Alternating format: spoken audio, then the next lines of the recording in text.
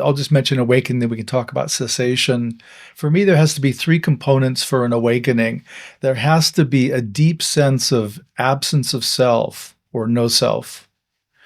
And there has to be a deep connection to the unity, the oneness of the absolute as well, which is the love component.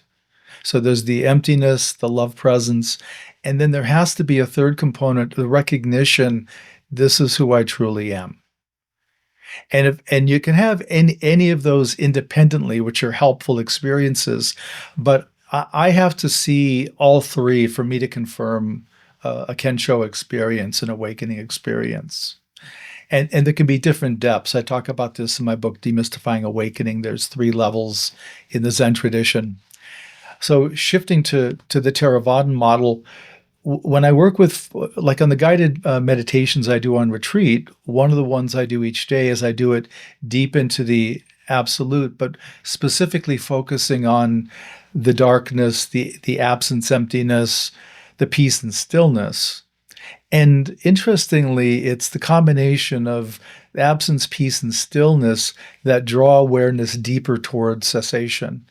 And the way I teach in my experience is that cessation is the source of the absolute.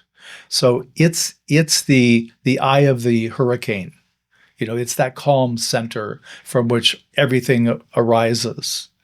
And that's the interesting aspect is the peace and stillness in particular are the force, the power behind all that lives, all manifestation. So it's quite impressive to make that contact. But we have to we sort of go meditatively closer to cessation. I did a retreat on cessation, and what I found, I coined this term, the cessation waiting room, is that people could get deep enough to where they could feel the draw of cessation and the magnitude of it, but they weren't quite ready to say a complete yes. They weren't ready to let go fully.